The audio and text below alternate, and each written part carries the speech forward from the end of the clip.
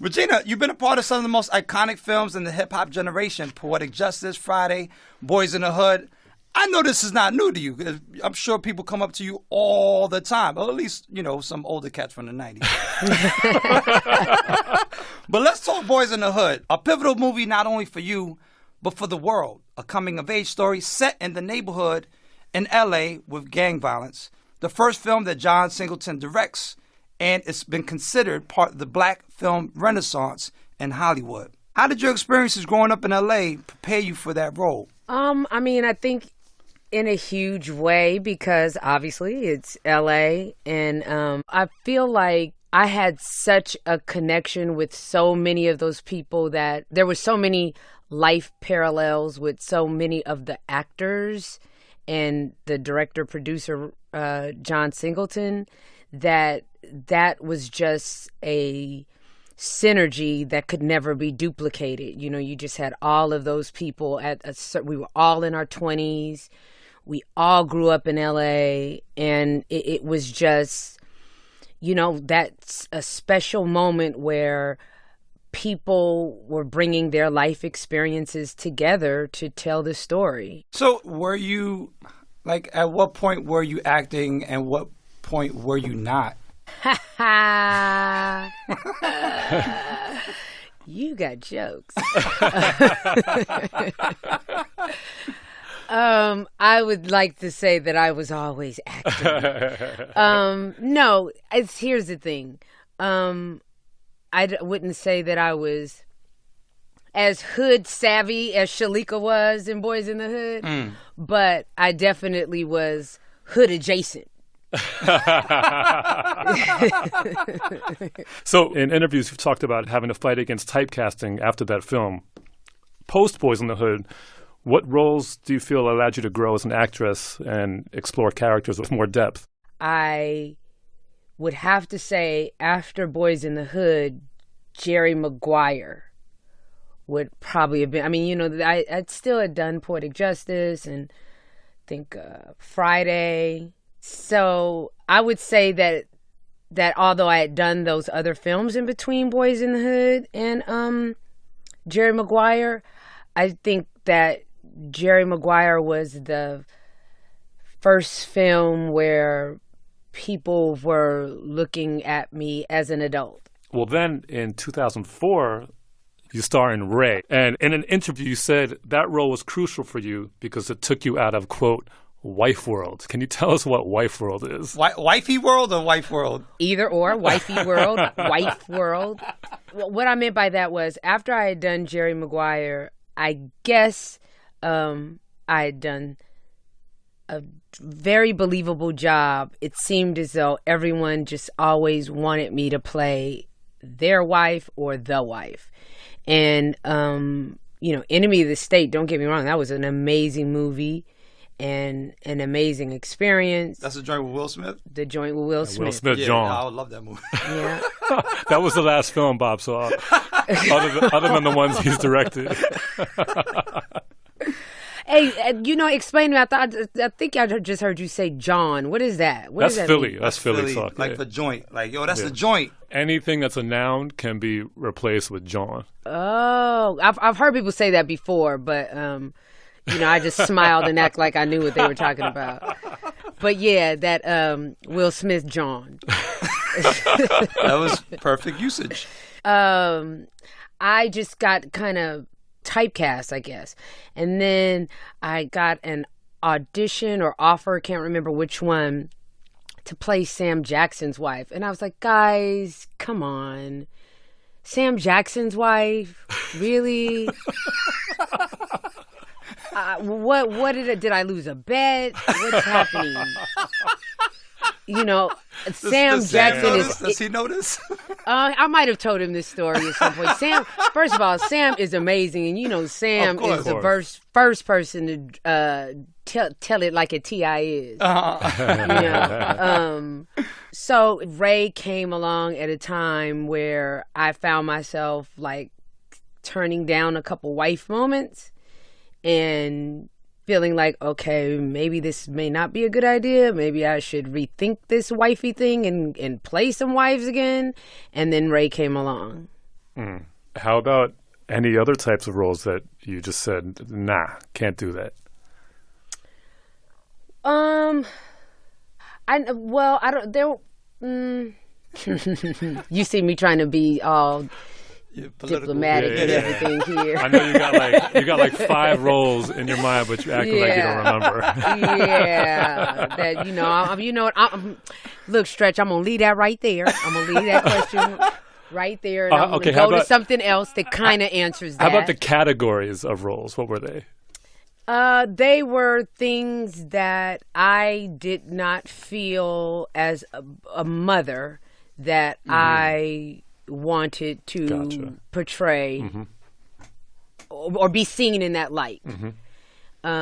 So probably if those opportunities had come before I was a mother, probably I would not have felt the same. But, once you become a parent, you look at things through your children's eyes and you make certain choices. For example, from the time my son was in like 4th, 5th grade on to his senior year, I refused to take any jobs that didn't work in LA just because I did not want to be away. But luckily I had and still have a team that supported that. So it seemed to work out okay. Well, that's interesting because at some point in your career, there's a shift from doing film to doing TV. And that was the reason for that shift. It wasn't like, oh, this happens to be the perfect role for me. It was more sitting down with my team and saying, look, I can't take any jobs out of LA. I got to stay here. My ex-husband and I, who were great now, we were going through a divorce, and it was like, I have to be here. So let's look at TV. I had only been doing film for a good 10, 15 years at that time. So they reached out to Joel Surnow from 24 and told him, Regina is interested in doing TV. What do you think? And he was like, oh my gosh, I love that. So they created a role for me in 24. So that's how that began, and just it continued from there. Was it just the family situation, or was the TV provide narratives that you found more challenging or attractive? Oh, well, initially it was just the family thing. It had nothing to do with the narratives, TV versus film. But in that, I recognized that TV just was exploding because of cable. Cable was really what kicked things through the door. Cable, and believe it or not, even though they don't really exist too much anymore, DVDs. A show like 24, that show, its first season almost was canceled. But when it was released on DVD and went crazy on DVD, that's what kind of like the show had this resurgence, and then money went behind it, and then it became this huge show. Cable allowed richer storytelling to happen because you didn't have that censorship that broadcast network puts on you. So, Regina, you starred in HBO's show Leftovers, which is about a freak occurrence where millions of people vanish into thin air.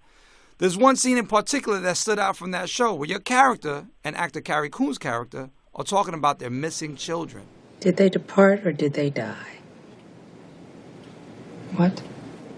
Your children. You said you lost them. Did they depart or did they die? They departed. What were the last words they said to you? To the best of your recollection. This scene you described as being one of the best performances ever. Well, first let me clear that up, because out of context, that sounds like I'm saying that it was the best scene ever. But that was, in context, it's specific to me and my body of work. True. Yeah. It was the best acting in the history of thespianism. I mean, My bad. I'm like, wow, people gonna hear that and be like, oh, no, she didn't. But for me, you know, you have these moments, and I'm sure you guys in your artistry have like those moments where just the energy that goes between you and the crowd, or you and the person that you're performing with, that is, you know, indescribable. It's just like, you can feel it. If anyone's in the room, they can feel it. And that's what it was like for Carrie and I. It felt like we were doing a play. It didn't feel like cameras were rolling. It felt like that, like, you know, if you were doing Broadway and you go like, remember that show we did on Sunday? On Sunday, August such and such? That's what it was like. So it was, she and I felt that it was a gift day. Did you get that sense that the scene would be like in rehearsals, or was it the actual performance, something kind of all clicked together? It was the actual performance. I think, you know, when I signed on to do The Leftovers, the two things that I wanted was to have a scene with Carrie Coon and a scene with Ann Dowd. And didn't get the scene with Ann Dowd, but boy, did I get a scene with Carrie. So I think Carrie and I, when we got that script and saw it was an 8-page scene and it was just the two of us, I think both of us, just in our own individual moments, were like, oh gosh, we got a scene. And then when we got into the makeup trailer, we just like looked at each other and was like, what? 8 pages? Okay. So it was just the excitement, you know, that kept building up. Those great moments are like a tennis match. And Will Smith uses this analogy sometimes when it comes to performances. He actually used it about a scene that he and I had on Enemy of the State. So that's the reason why I feel like I can handcuff it. That great volley, like, you know, Sharapova and Williams, you know, just each person wants to end up victorious, but you don't want to be in a match with someone that's not as skilled, if that makes any sense. Sure. It doesn't, you're not excited about it.